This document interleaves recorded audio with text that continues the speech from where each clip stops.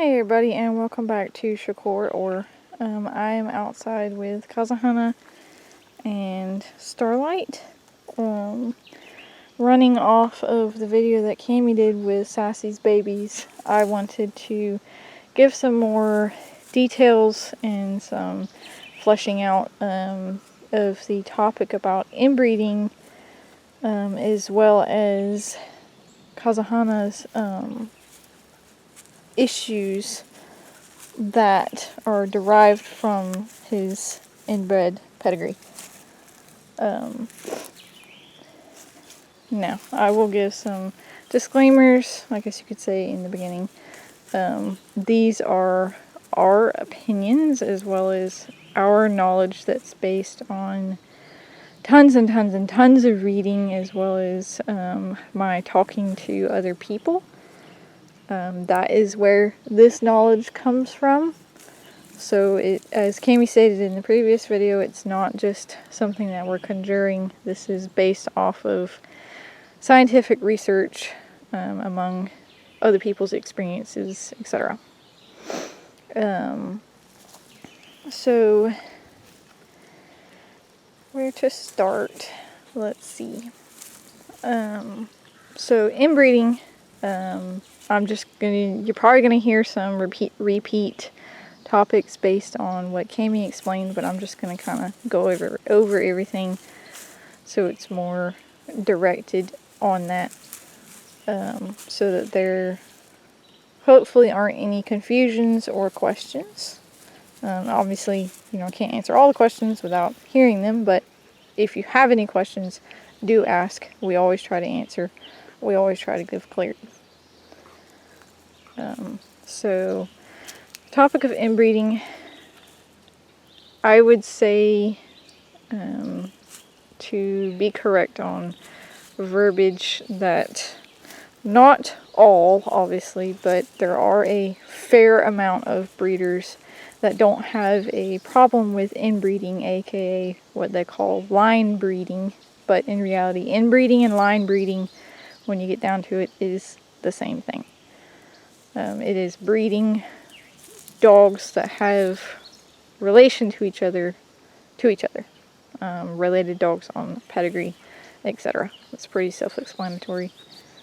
Why are you hiding under the bush? We're under the pear tree, which normally they would be eating the pears, but they're just standing here. And Starlight got stung by a wasp, so she's a little bit upset. She has a pain. Anyway, so that's what inbreeding, line breeding is. You can look it up. Google, is a wonderful source for gaining that terminology. It is a practice that has been done for eons. And it's a practice that we ourselves do not believe in and will not be doing with our dogs, unless they are many, many generations apart, and then there might be some slight back breeding, if you will, but it's not going to be anything that is within, probably 6 to 8 generations of itself, because that gets dangerous when you pursue close genetics like that. And the reason being is because when you have similar genetics, so if you breed siblings together, or parent to a child, parent like father to daughter, mother to son, anything like that, you have to realize that that offspring that they originally produced has their unique chromosomes, if you will.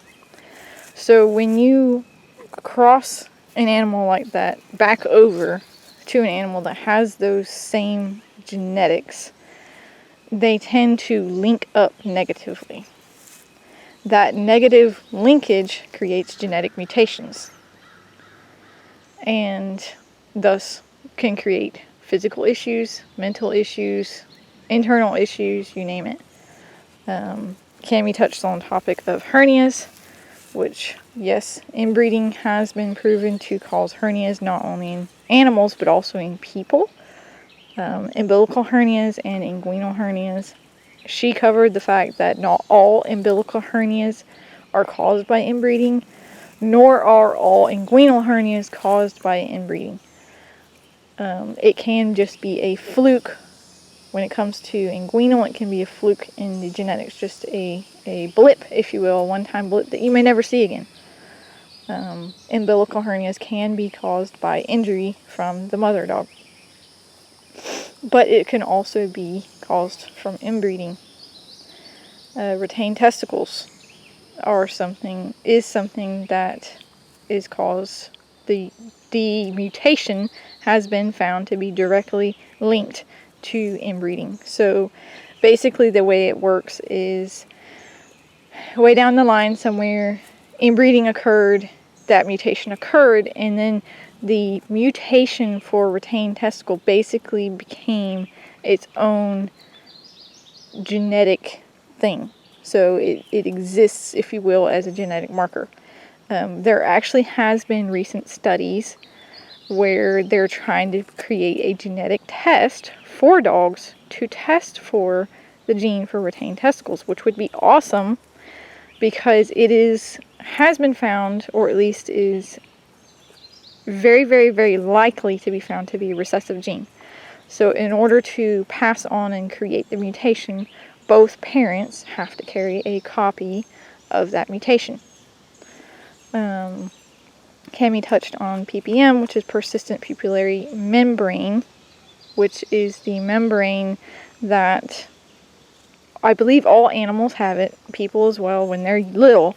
It's a membrane that is over the eye that protects the eye until, they're old enough and they start seeing, and then the membrane is supposed to dissolve.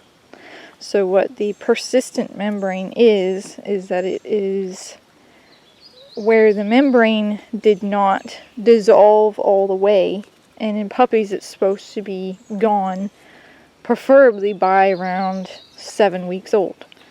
It is considered persistent when they carry it on beyond a year.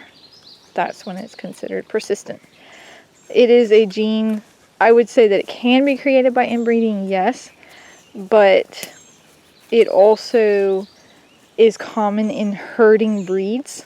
I don't know why, but it's very common in herding breed dogs. So collies, border collies, Aussies, those kinds of dogs typically have it. Huskies can have it too. Herding breeds as a general are prone to eye issues. So it kind of falls along in that. Collies with collie eye anomaly and PRA, it's not strictly to them. PPM is not strictly to collies as a breed. It's just most frequently seen in herding breeds. It is something that can be bred out, and doing eye exams can help because you can select dogs that don't have it and know who to pair with who to avoid creating puppies with it. So that is that. Inbreeding, when it is very, very heavy, Cami explained, when it is very, very heavy inbreeding, it has been shown to cause an anomaly in the brain in people and animals, although the scientific studies have been done on rats because that's what scientists explore. Starlight, don't go in the woods. Starlight, out. Good girl. Good girl. Good girl, Starlight. That's a good girl. Go get a pair. I know you're upset because the wasp stung you. So, inbreeding, there are scientific studies that have shown that it causes a mutation in the brain that inhibits the brain from producing serotonin. Serotonin is the chemical that the brain produces as a coping mechanism to deal with stress, to reduce aggression. Serotonin is what allows the brain to associate things as happy experiences. So when you feel happy, when you're happy and excited, that is serotonin that's releasing in your brain, and then your brain associates whatever thing occurred as being a happy experience. So then, your brain is looking for that experience again. It associates other experiences with remembering that and knowing, okay, this is a happy thing. So then the chemicals release and so on and so forth. The function of the brain. Inbreeding inhibits that. It makes it to where the brain is unable to produce serotonin. Cami also explained that this is why autistic children often display aggression, spontaneous aggression, sometimes seemingly for no reason. And that is because autism makes it to where the brain has trouble producing serotonin. And when the human, animal, anything like that reaches maturity, those increased hormones, testosterone, estrogen, all that stuff, it causes serotonin to naturally drop. That has been what scientists suspect is linked to teenage depression, is because of all the hormones surging, it causes serotonin to drop until they reach maturity and those level out, and then it kind of evens out, and kind of fixes that situation. Starlight! Starlight! Oh, never mind. I couldn't see you. She's laying down in the grass over there. You probably can't see her. She's somewhere over there with her pair. Anyway. And scientists have studied in rats when they're bred beyond a certain generation. And Cami all explained all this, but I'm just going over it just as like a summary and to specifically pinpoint. It caused cannibalism when they were inbred beyond the 6th generation. Because the brain was no longer producing serotonin, so all that was there was reactivity and aggression. So they cannibalized each other because they could not associate happy experiences or communal living. It's also been shown that people who are highly aggressive, people who are very prone to anger outbursts and all that stuff, have low serotonin levels, because the serotonin is what helps us be happy and to deal with situations. So all of those things comes around to the topic of Kazahana and our opinions on inbreeding, which we will not be doing it ourselves because it's dangerous. Inbreeding is done to create type and look, which is why a lot of times you see it in show line dogs, show line animals, period. It's not just dogs, it's cats, it's horses, it's cattle, it's everything out there that is, bred to a type, bred to a standard. That oftentimes inbreeding is a practice that is done to create and maintain a type. But there are unfortunate benefits. Allergies, the hernias, in severe cases, the lack of ability to produce serotonin, all of those things have been found to link back to inbreeding. Allergies in people has been found to link back in the generations to some sort of inbreeding, and that's excluding your just general health issues and immunity issues and etc., because a lot of that has to do with gut, but I'm not going to go into that because that's a whole nother topic. So anyway, all of that leads back to Kazahana. So yes, Kazahana is severely inbred, which we did not know. At the time we were inexperienced, we were new into all this as far as looking for breeding prospects, and I did not ask for Kazahana's pedigree. Now, his breeder was not native to the U.S. Now, I'm not using this as an excuse. I'm just trying to give context so that it's crystal clear about, everything. His breeder is not native to the U.S. He's of Asian descent, and he did not have the knowledge that you weren't supposed to breed dogs like that. So Kazahana, Kami explained, but I'll say it again. Kazahana's parents were siblings, his parents' were siblings, and so on and so forth, back until father and daughter were bred and led to that line. Of the 60 some odd dogs in his pedigree, only 16 are not related. That is how heavily inbred he is. Now, I will say that he's very lucky, because inbreeding can also cause horrific deformities in birth, such as open brain cavities, cyclops puppies, I mean all kinds of stuff. It's horrific. Kazahana is honestly very lucky. He was from a litter of 3. That's another thing that inbreeding does, is it reduces fertility. His litter only consisted of 3 puppies, him and his 2 brothers. Now, going into Kazahana, so we were new at this whole thing. We didn't really didn't have the knowledge to get a pedigree.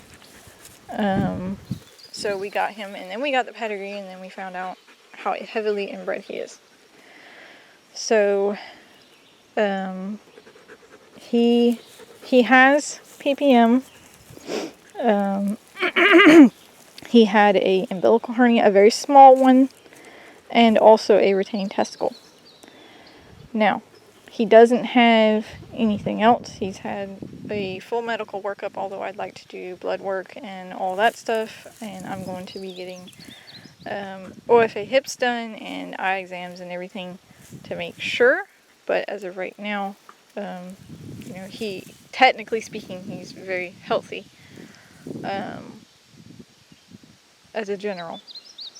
And I don't know, I'm trying to work on orchestrating, eye exams and all that stuff. But we have a lot of stuff on our plate right now, so hopefully that'll come soon. But regardless, so I'll show y'all if it'll catch on camera. His eyes are weeping because the gnats are horrible. They've been eating up the dogs.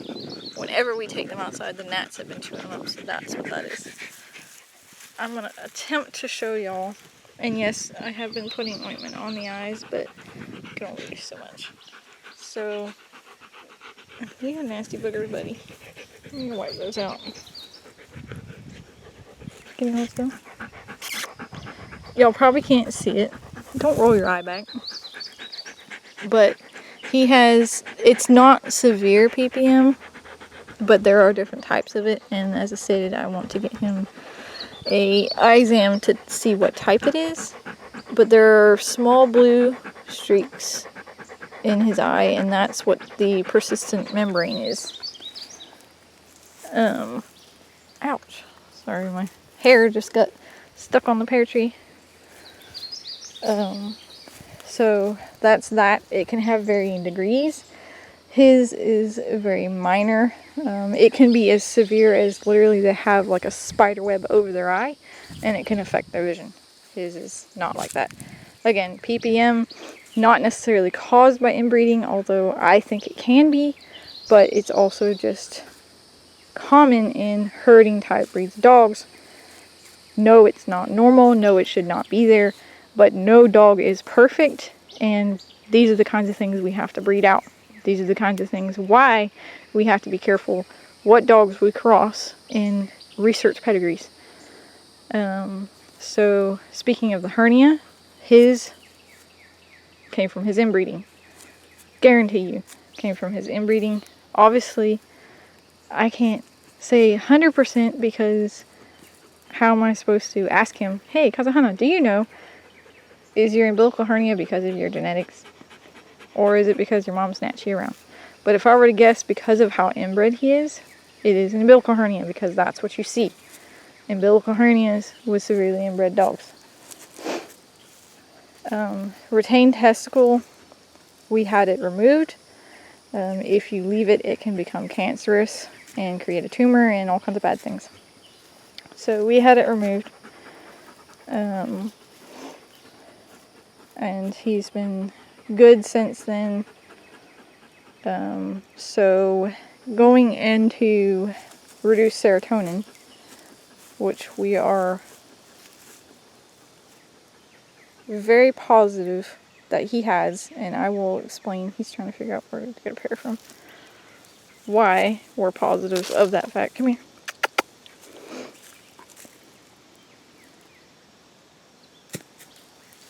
Get it. Go on. This is a collie trait. They will often not take food from hand. It's just what they do. Starlight! She's off looking for birds. Anyway, so when he reached maturity, or I should start back from that, prior to maturity, prior to hormonal maturity, he was excellent. Wonderful dog. Just, he has these instincts that the other dogs don't have, except for Starlight. There's a mosquito on you, buddy. He just, honestly, I mean, my heart dog. And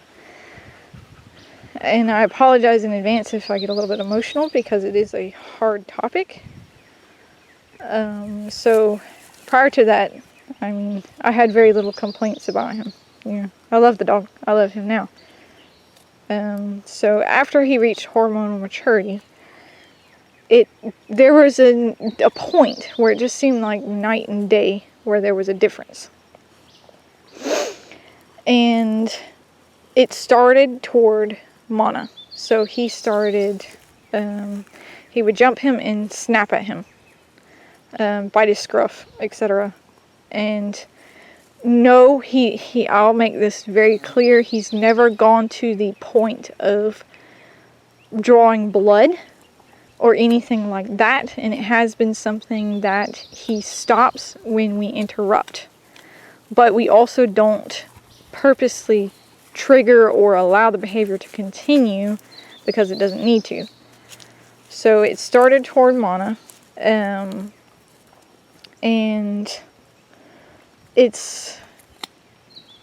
I'm not going to go into every single tiny little detail because it's just too long, but I'm going to describe as much as to give y'all as much information as possible.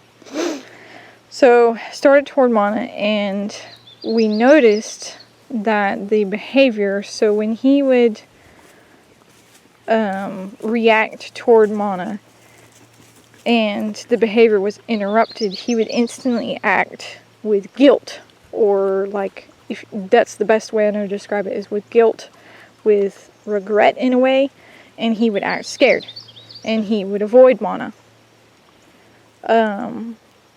The first time it happened was, so after his surgery, because we got his small hernia fixed, he was wearing a cone, and Mana at the time was younger and extra, just over the top and kind of dumb.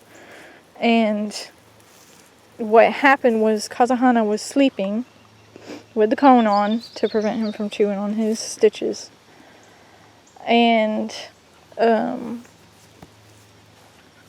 Mana scared him and got all up, on him, because he's like, I'm a wiggly puppy, I'm going to throw myself on you, all this stuff. And that was the first instance. Since that time, Kazahana avoids him.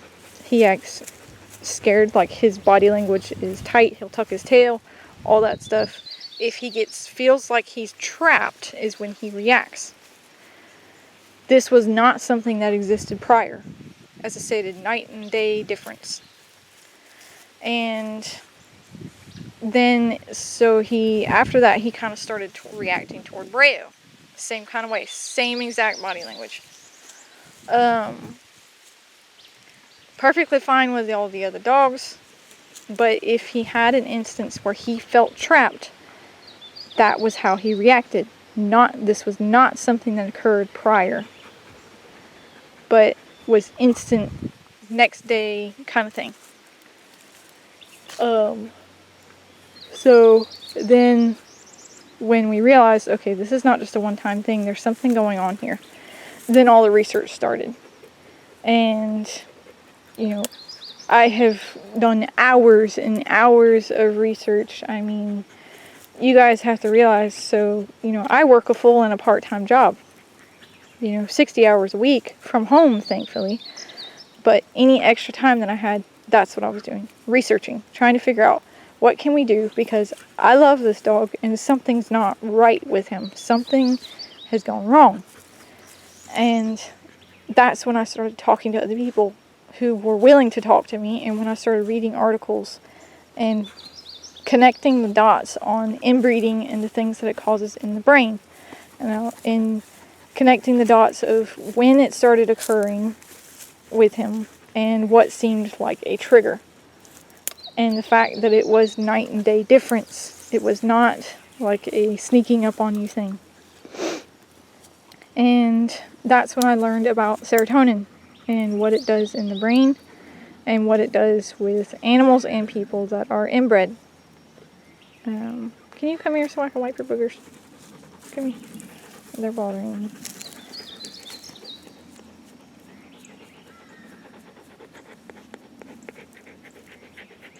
There you go.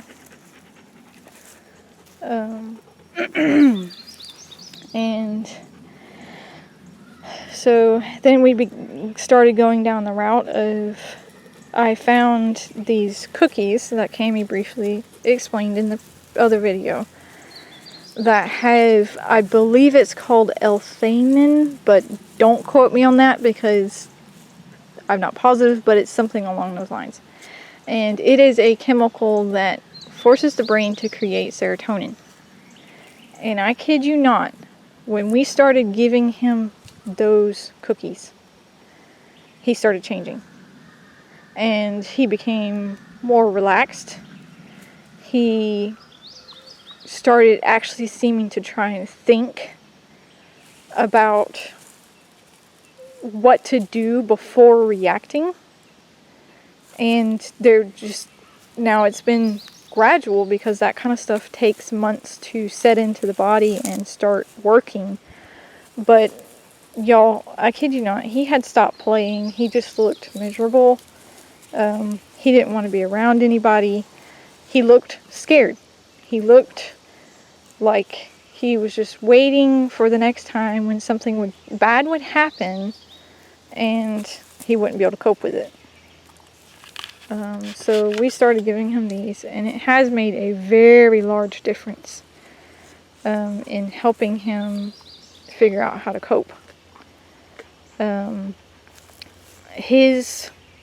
So the best way I know to describe it is, so after that first instance, because of the fact that he's not able to produce serotonin, his brain has now associated, monospecifically, because that's where it started, his brain has associated monospecifically with bad occurrence. And,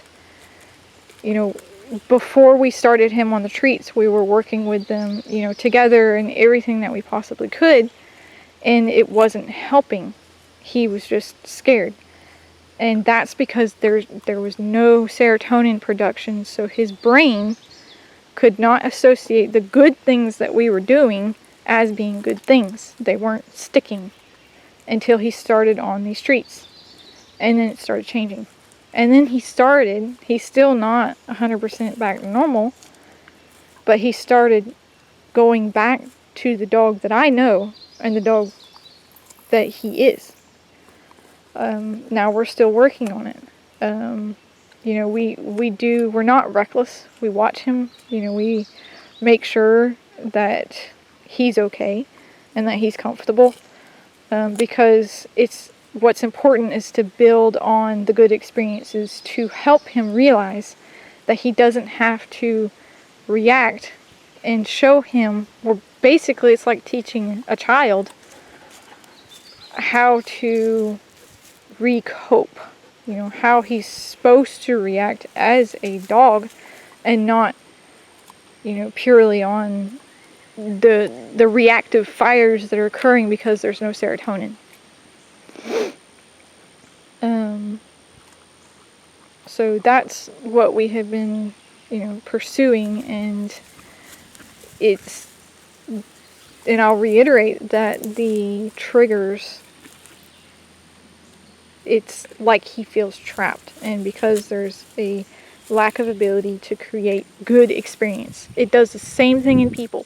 Reduced serotonin in people, you cannot be happy. You cannot associate, a birthday party or, your favorite ice cream as a good thing because there's no serotonin. So that's what we're doing for him with these cookies and basically rehabilitating. And this is caused by the inbreeding. This is not that we are aware of to the best of our ability. This is not a latent personality trait. This is caused by the inbreeding. And I think that this change that has occurred is testament to that. So all that being said, I'll swing around to the question that likely everyone will have, and other people, because there are always those trolls in the world and that try to drag you down, but other people will ask, why the heck do you want to breed this dog? And I will explain it, and I'll be 100% honest. 1, Kazahana is being bred to Starlight. Starlight is, I would say, one of our most diverse females. So she is, I don't think she has any inbreeding in her pedigree, period. So there's that. Also, I should state that in the research that was done with the rats, they found that the serotonin issue was corrected through 1 outbreeding. That is very important to remember. So he has a serotonin issue due to inbreeding because he's severely inbred pedigree. Starlight does not. Starlight is very diverse in her pedigree. So you could say in a way that us exploring this, Starlight saw a vulture, so they're going to get that. So this honestly is, you could say, kind of an exploration of, this, it's not something that's been researched into. And without being researched into, there was no way for anyone to know how far can any animal, any bloodline be gone, per se, so far ruined, so far inbred, that you can't fix it anymore. So, it is a opportunity, per se, to find out if it's something that can be fixed to preserve the breed. Collies, as a general, are bottlenecking faster than a lot of collie breeders realize. And this is kind of important for that reason, in a way, to find out, can it indeed be fixed? Starlight and Kazahana, I believe, are a very good match, not only because of that diversity, but because of their instincts. They're both very guardian type dogs. They have instincts of awareness. Kazahana in particular. I will explain the reasons why I love this dog so much. It's because he just knows things that others don't realize. It is his true personality. For example, when Sassy's babies were only a couple days old, we had gone outside. Kazahana was in the back room and the dog's room. Sassy's babies were with Sassy in the box in our bedroom. We had gone out to check the mail with the Pomeranians, I think it was, and Breo and the other dogs were inside. We were coming back from the mailbox, and I heard Kazahana going ballistic. He was just barking. He was very, very upset at something. And this was not too long ago, a couple weeks ago. And I was like, something's wrong. So I got back to the house. I got inside. Breo had jumped over the gate to our bedroom. And this is not a short gate. He had jumped over the gate, and he wasn't doing anything to Sassy's babies, but he has this obsession with puppies that he likes to lick them and drool all over them and whatnot. Anyway, Kazahana knew that Breo was not supposed to be in there. And he was trying to let us know that something was wrong.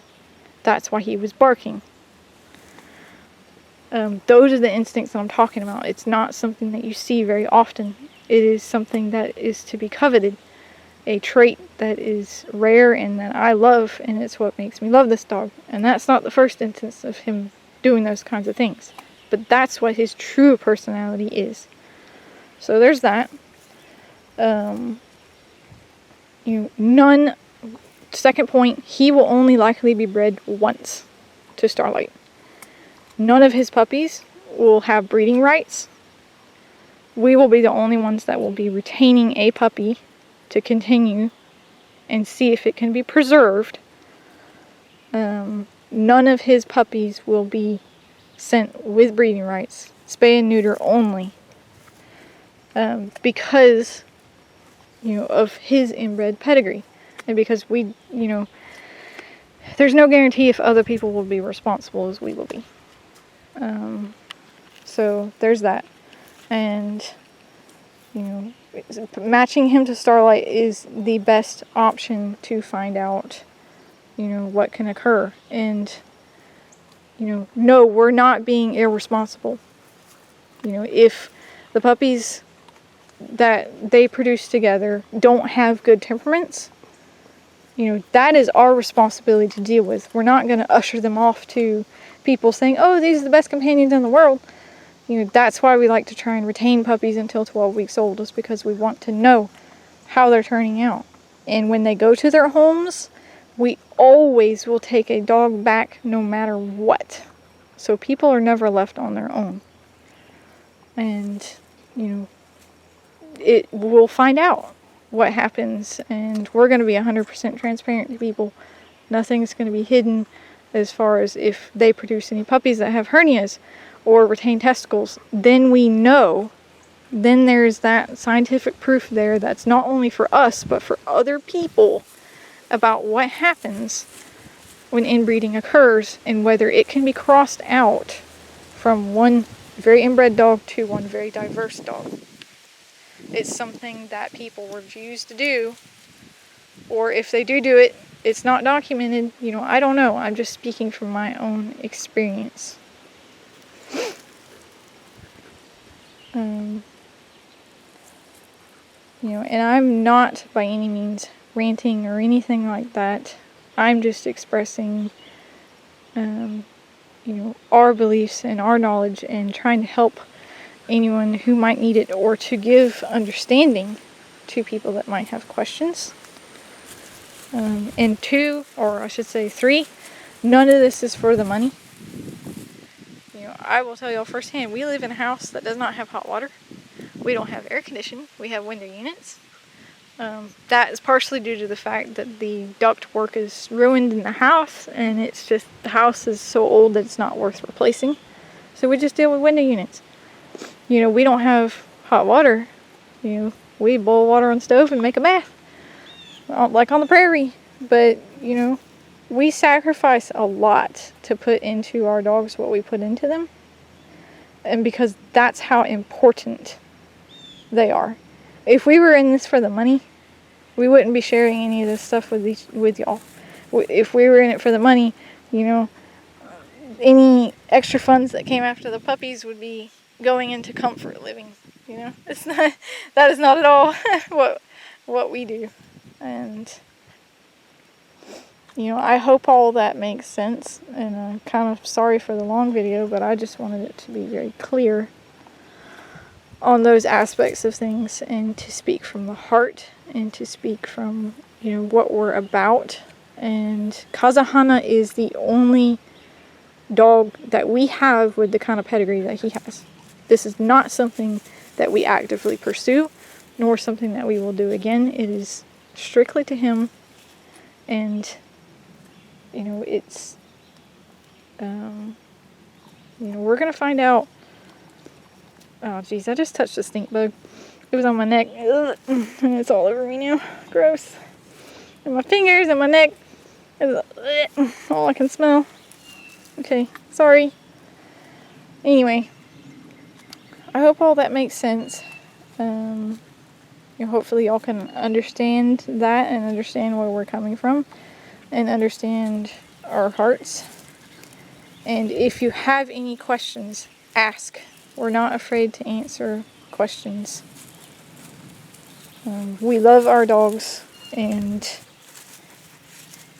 we're doing everything we absolutely can for them and producing healthy, stable companions. And part of that is finding out, how far in the hole can a breed be that you can pull them back from. And collies are not the only ones that are like this. Doberman Pinschers, severely inbred. Certain lines of German Shepherds. I mean, it's not just the collies. It's dog breeds as a whole that have a small gene pool. And that's why outcrossing is so important. But I'm not going to get on that topic because it's a completely different one. But regardless, part of it is finding out how far in the hole can a breed be, and you still can pull them out with some effort. This is not, don't take that as, oh, this is a science experiment and they're just experimenting to find out what can happen. No, we care about our dogs. I love Kasahana. This is not strictly an experiment, but it is a learning instance. And again, he will likely only be bred once, and that would be to Starlight. So anyway, I'm running out of battery because I've talked forever, and hopefully y'all will watch the video, and questions, ask them, please. Because we want everybody to understand. Anyway, I believe that's everything, so I'm going to go for now. We will talk to y'all later. Bye-bye.